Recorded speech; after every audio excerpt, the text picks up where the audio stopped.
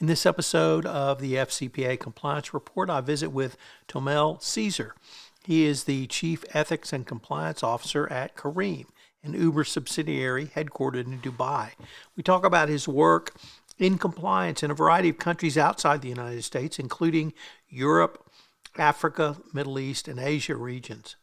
It's a fascinating exploration of compliance from the perspective of outside the U.S. I know you'll enjoy. Compliance in general is certainly a Western sort of value in terms of international, the way you approach international business. It took some time for compliance to be adopted on this side of the world. And I would say, when I say this side of the world, I'm talking specifically about Dubai and the Middle East and certainly Africa. That was Tomell Ceasar. He is today's guest. He's the Chief Ethics and Compliance Officer at Careem. It is an Uber subsidiary, and he practices compliance home-based in Dubai. But he's lived and worked in a variety of cities and countries outside the United States, so we have the opportunity to visit with a U.S.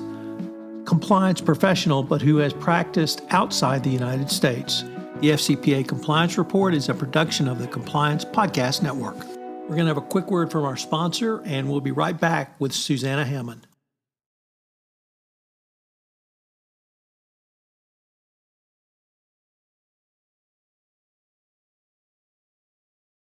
This is Tom Fox back for another episode, and today you're in for a very big treat because I have Tomell Ceasar with me.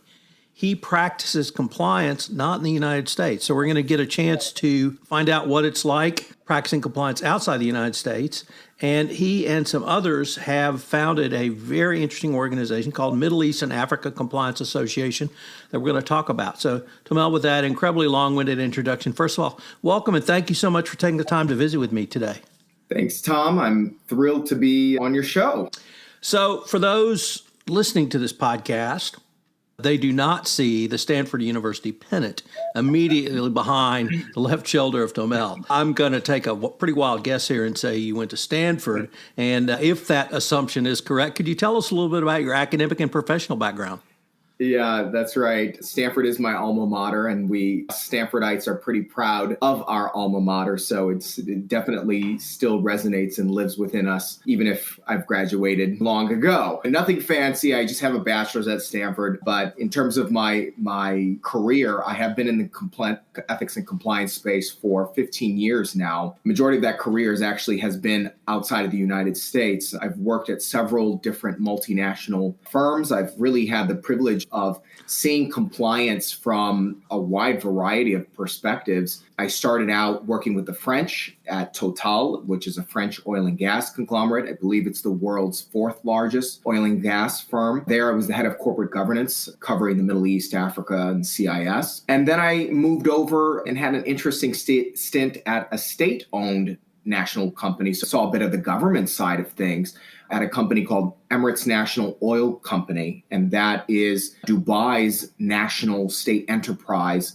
that manages all of their oil interests. So that was rather unique, reporting up to the Crown Prince Court. And then after that, I had an interesting stint working with the Germans at a company called Bilfinger, which is a German engineering and contracting firm. That was particularly interesting because Bilfinger at the time was under an EDPA, so not a DPA, but an extended deferred prosecution agreement. So I was brought on board as their regional compliance head for MENAT. And now I've left behind these more traditional industries and joined the tech sector. And I'm now group head of ethics and compliance at Careem, which is a fully owned subsidiary of Uber. And we categorize ourselves as something called a super app. And you would be forgiven if you did not know what that is. Essentially, it's a fancy term to say that we are an amalgamation of service offerings. So we, like Uber, we started in the ride-hailing sector. And then slowly over time, we've progressed into different service offerings. So we are now into micromobility, food delivering, payments business, last mile logistics, utility payments. And then we also have a host of other services on our apps. That is the long and short of my background. First of all, I have a good friend I went to law school with who also went to undergrad at Stanford, and he never lets us forget that. And he's quite a bit older than you, so you have every right to be proud. It's a great school and a great tradition. And from the way he talks about it, he's almost still in awe that he went there literally 50 years ago. Kudos for that. With that background, I have an acronym in the outline for you, and it's EMEA. Is the better acronym for your work MENA? So it's interesting. Living in Dubai, when you're in the States, we have two massive oceans, right, on either side of us. So the rest of the world feels ages away. It takes ages to get anywhere. But the interesting part of being in Dubai is that the rest of the world, apart from the United States and maybe Australia, is extremely accessible. You can get to Tokyo in 8 hours. You can get to Thailand in 6 hours. Paris is 6 hours. Northern Africa is 6 hours. So a lot of companies here, a lot of multinational organizations, they use Dubai as a not only for sort of MENA interests, so Middle East, North Africa interests, but also into East Asia. When I was at Enoch,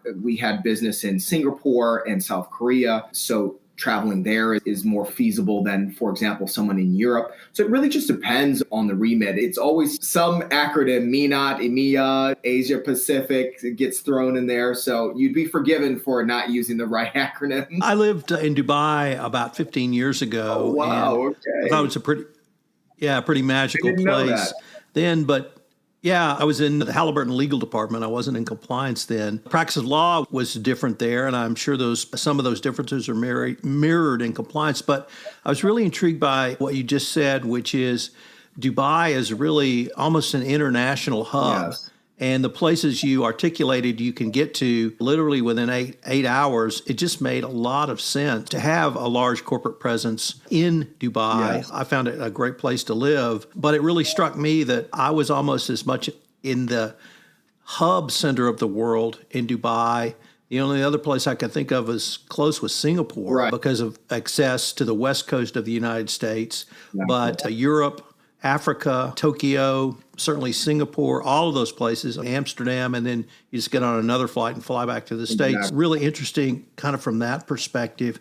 But give us a sense of what it's like to practice compliance and first I'm going to ask in Dubai, but then I'm going to ask for maybe a small region like Europe, Middle East, North Africa, Central Africa, and South Africa. And how can you amalgamate all of those cultures into your practice in Dubai? Yeah, that's a very interesting question.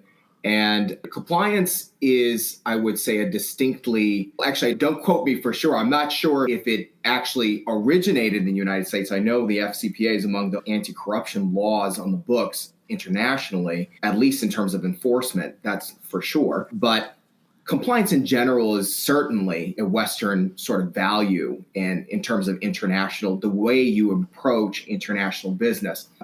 It took some time for compliance to be adopted on this side of the world. And I would say, when I say this side of the world, I'm talking specifically about Dubai and the Middle East and certainly Africa. And in fact, in Asia, I would say as well. Obviously, that maturation looks different in each country. It's hard to make broad generalizations about the status of compliance regions wide. But what I would say, having lived here now for almost 15 years, is that the scaling of appreciation for compliance has been exponential over the last decade. Whereas 10 years ago it was virtually non-existent, it has really exploded onto the scene. So you see this proliferation of compliance roles and professionals, certainly in the Middle East and in Africa, I would say. And I've seen that mirrored in many countries and even in Asia. Europe has been a little faster, I would say, to getting up to par and speed with the United States in terms of overall compliance posture. And again, it's very difficult to make these broad generalizations region-wide, but it's been incredible, to say the least, to watch how this has developed internationally. And really, broadly speaking, what I've seen is that the globe is really keen to level the playing field. The burden of which American companies carry, particularly as it relates to compliance, in many parts of the world, such regulatory burdens were not seen, or certainly not equivalent to what the burden would be for U.S. firms But now what we've seen is a sort of leveling out of the play field. And so many countries are playing catch up, and they've identified values of compliance being important enough for them to adopt similar frameworks and ideological perspectives as it relates to commercial enterprise to be equivalent to the United States. So I've witnessed that maturation process and how that's looked in different regions. And that's certainly been really exciting to see over the past decade. Let me pick up on that last point a little bit. How are you perceived when you go outside of Dubai to do training? Because you mentioned many regions and many countries and companies find values that they want to put forward that are certainly consistent with what we would call compliance in the United States, and that they've embraced those as part of their corporate culture. Do they see you as a part of that journey to embrace those, or are you still the Yank coming in here to tell us what to do? That's a complex question, Tom, for your talk show. So I'm probably going to just say it's a process. It really is a process. And I think certainly there is a cultural shift that is required and appreciation. I know, speaking from my personal experience, the way that sort of Western values are perceived is something that takes time to acclimatize to. So let's take a real example. For example, a small example, but maybe a tangible example, gifts and entertainment, right? The United States is really clear about the way gifts and entertainment should be given or received, especially around commercial negotiations. So you can't take your client out when you're closing a deal. It shouldn't be lavish and over the top. Basic things that from a Western perspective are quote unquote common sense. But from an African or Middle Eastern or even Asian perspective, that's not considered anything untoward to show appreciation to the person you're doing business with. So it's considered as a gesture of respect and of a gesture of appreciation, of importance of the individual you're doing business with, to say, hey, I want to take you out and let's break bread and we're going to do business together. You're almost my family in some way. So let's do these things together and have these shared experiences. So to make that shift from, okay, this could be potentially perceived as bribery or corruption to this is just a sort of cultural aspect of society, that's a process. So I've seen examples of that in many different ways, how that moves. And that's certainly been. I'd like to turn now to the Middle East and Africa Compliance Association. And as a group, you are, I think it's fair to say, a co-founder of. How did you come up with this idea? And really, what's the genesis of this organization? Yeah, so it segues back from your last question, which is the values of compliance have traditionally not been a staple of commercial enterprise in these regions. So let's talk now specifically about the Middle East and Africa. And as I mentioned earlier, compliance has had this maturation process over the last 10 years.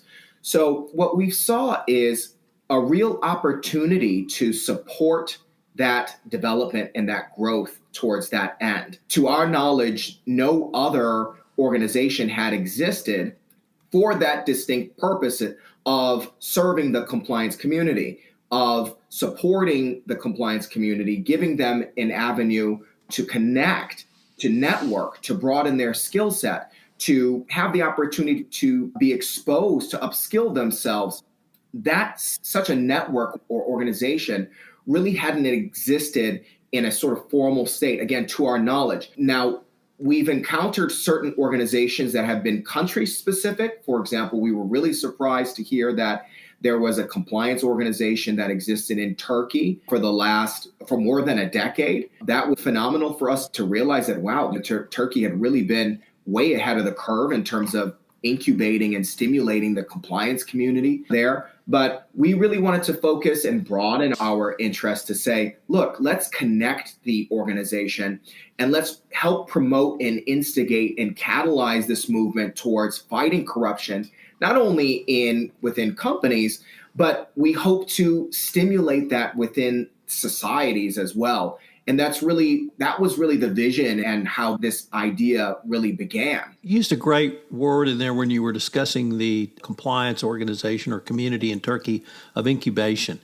And it strikes me that you and your colleagues, I don't want to say are in on the ground floor, but you're starting at a place several years behind the United States and perhaps the United Kingdom, but it gives you an opportunity literally to be in on the ground floor of the creation of something that I think you and I and every other compliance professional really strives for, which is, for me, it's the international fight against bribery and corruption and trying to do business with those types of values. Do you feel like that's a part of your journey as well? Yeah, absolutely. And I don't mind the term ground floor. I think that's a badge of honor. You want to get your hands dirty, right?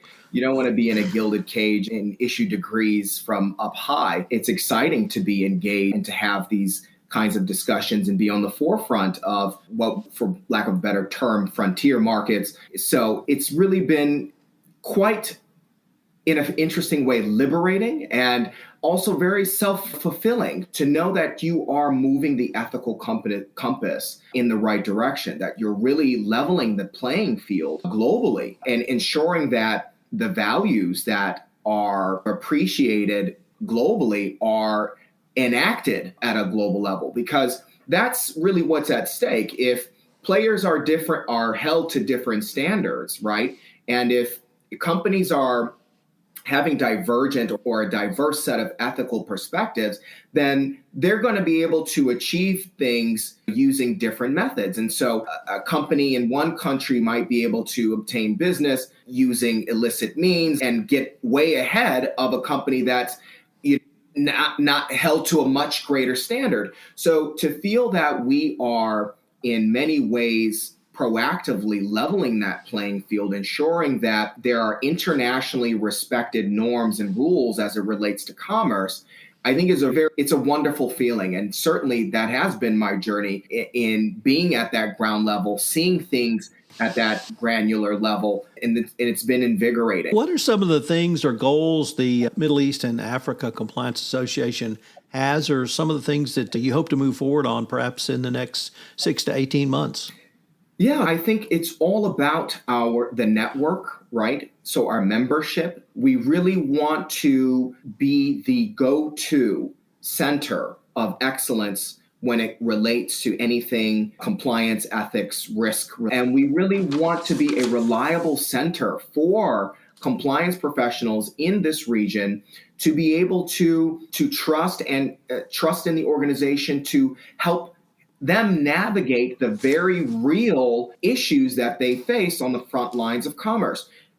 This region hosts, if you look at Transparency and Corruption Perception Index, this region and the regions that we work to on this side, when you're looking at Asia and CIS countries, Central Asia, African nations, and of course, Middle East, some of these countries have some of the highest CPI ratings in the world. And so this is not some theoretical exercise. This is people facing bribery, active bribery, corruption, and internally, externally on a daily routine basis. And so how can these folks our concern is how can we empower these people to do their job more effectively by creating a network of support for them such that they don't feel isolated and alone in these David and Goliath battles that they're facing, that I have faced. Even living in Dubai, people like to think that Dubai is this glittering metropolis of luxury and opulence, which certainly in some sense it is, but it's still located in the Middle East. And so there are certainly challenges that you face in just simply existing in the region. We see that these are very real challenges, and we want this organization to be a center to help promote these values, to firstly support our network, our membership, and then the long-term vision really is to catalyze that to catalyze a movement against anti-corruption, broadly speaking, in society. And we hope that through our work on the ground, through really supporting our membership, that eventually we will be recognized in broader society by governments, and we can then serve through white papers, through consultations, through conferences to help societies reconcile how they can move the needle in the fight against corruption and how they can promote an ethical and fair and equitable international platform so that global commerce, again, is this one cohesive set of rules where everybody's paying by the same set of rules and everyone is held to the same standard so that there's real equality in the global system. After I moved from the general counsel's office to the compliance CEO chair, I noticed a very big difference when I went to conferences, events, roundtables, or similar get-togethers, which was along the lines of the following. Number one, there are no trade secrets in compliance. Whether you have 10 hallmarks of an effective compliance program, 6 steps, 8 steps, it doesn't matter. They're basically all the same. But the other thing was that compliance professionals shared information. I don't mean they shared confidential information. If they were under investigation, they didn't share those details. But literally, I could call up a compliance professional anywhere in the United States and say, hey, I've got this problem. You ever dealt with anything like this? And if they had, they would tell me how they dealt with it. Is that your experience outside the United States? It is. And isn't that lovely to be part of an industry where you have that sort of sense of family? Even when I was connecting to you, we hadn't known each other previously, but I immediately felt like I would be recognized by you, and yet we've never known each other. I think that that is something special about the compliance community, that irrespective of where you are, we all know that we're fighting the good fight, and that fight is hard, right? We've all been in that hot seat. We've all experienced that pushback. And so I think there's an underlying or maybe even overt appreciation for, look, this job is tough. Let's do everything we can to help each other and to, of course, in the highest aspiration, make the world a better place. And that sounds cheesy, but in fact, that's what we're doing. That's what we're fighting for ultimately. That's the bigger picture of things. So we're really in tune with that. And I think internationally, that's what it is as well. I don't think that sounds cheesy at all. That's why I do what I do. And if I can leave this place a little bit better than where I found it, I'm going to be pretty happy with myself. Mm-hmm. Let me ask you to maybe put on your prognostication hat and ask about where, if you and or your colleagues are engaged in strategic thinking about compliance into 2025 or 2030, where do you see some of the biggest challenges in your part of the world? Yeah, so what I would say in our part of the world, maybe if I can, just more broadly speaking, and we see this happening already. There's a lot of talk about ESG and the interplay between compliance and ESG, and where does ESG sit, and whether compliance has a role in that. I would love for the industry as a whole to take on the task of broadening the scope of our impact. I think there are several advantageous qualities of the compliance department that enables it to really be at the forefront of pushing some of these issues that society by and large now wants to see happen.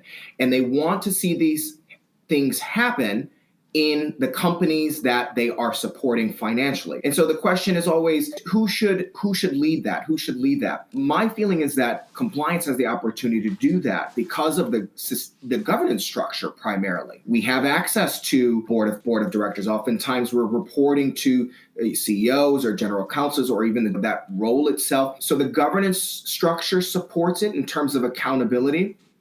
And then in terms of the authority, right, we have a lot of independence. We sit outside of the structure in some sense, but we're fully integrated. We have full access and unfettered access to all parts of the business. So it's hard to duplicate that in another department, right? Let's say if you were to have a standalone ESG department, you would have to almost duplicate all of those structures and compliance. And even if you did, for example, duplicate those structures, you wouldn't have the weight that compliance carries and the authority that compliance often carries. So I would love 5-10 years from now, and this is something that I'm personally passionate about advocating, is how can we broaden the scope of compliance such that some of these greater societal desires that we want to see are actually implemented?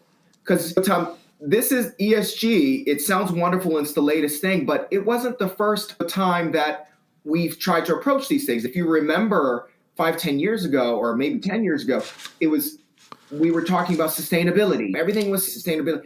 And then it's like, where did that go? That whole buzz term just sort of fell apart. And the reason why it fell apart is because the governance structure wasn't in place to really support that and to keep that being something that consistently shows up and is accounted for within companies. I would certainly love to see that across the globe, not just here in our region, but everywhere that compliance is able to really push forward these agendas and account for these things, and then consequently institutionalize some of these changes that we really see as a whole. Tomell, unfortunately, we are near the end of our time for this episode, but I was wondering if our listeners wanted any more information on yourself or really any of the topics we've touched on, including the Middle East and Africa Compliance Association, where would be the best place for them to go? And we'll, of course, put that information in the show notes. Yeah, absolutely. I can, of course, be reached on LinkedIn. Anybody can find me just by searching my name, Tomell Ceasar there. I'm more than happy to be in touch and talk about any of the topics that we're talking about, or even to just serve as a part of the network.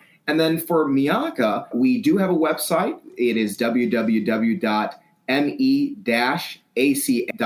so me-aca.com. And there you can reach out to via the website. And there's also a chance for you to be a part of the monthly newsletter. So if you go in on the website and you become part of the membership, is free. So anybody can join and put their name on the website, and then you'll be part of our database. And so you'll receive the monthly newsletter that includes all of the events that we're putting on and things of that nature. So we're accessible via many channels.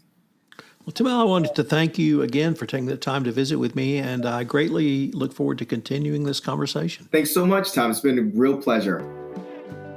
This is Tom Fox again. Hope you've enjoyed this episode of the FCPA Compliance Report.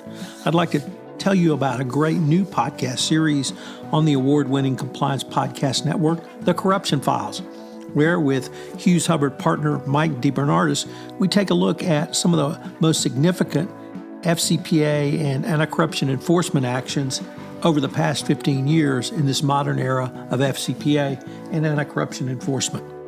I know you'll enjoy this series, and I hope you will check it out. The Corruption Files on the Compliance Podcast Network, Megaphone, iTunes, or wherever you listen to great podcasts.